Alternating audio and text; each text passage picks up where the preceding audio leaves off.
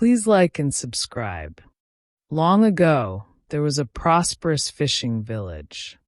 The river flowed with countless fish, and the villagers grew rich from selling their harvest. Traders from near and far came to buy their fish, and the market overflowed with wealth and laughter. To preserve their catch, the villagers smoked the fish with firewood.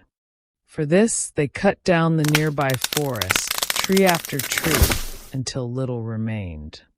They thought only of profit, never of the animals and spirits whose homes they destroyed. For many years, the wealth continued. But then, the fish began to disappear. Each season brought fewer and fewer harvests. In less than 2 years, the great river that had once blessed the people was nearly empty. The bustling market turned into a ghost town. Hunger, poverty, and anger spread through the land. The villagers prayed to their king for help.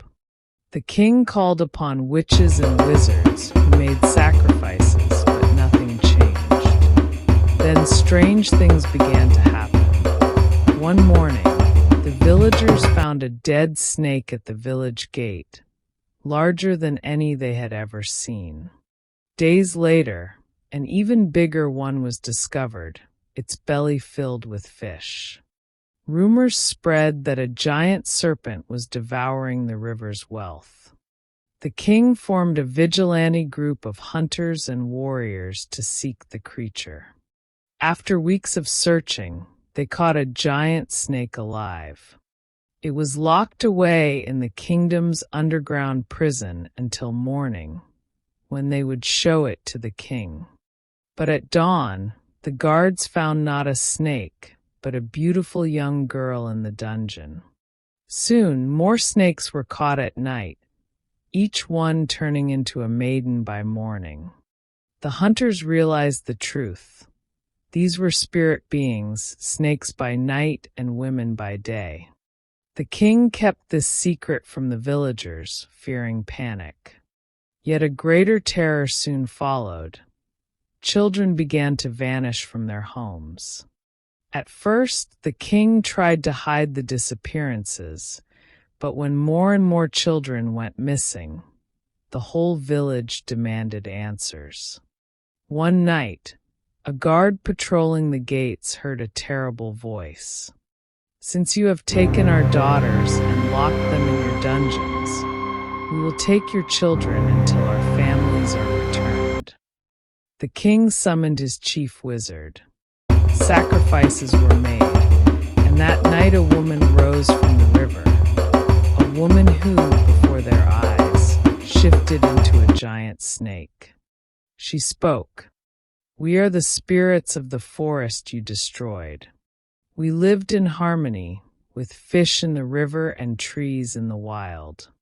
But you cut down our home, and we lost our food and our peace. So we turned to the river to feed, taking the fish, and we took your children in return. If you wish for peace again, you must restore what you destroyed. Replant the forest, and life will return to balance." The king listened. Under his command, the villagers began planting trees. Year after year, the forest grew tall once more.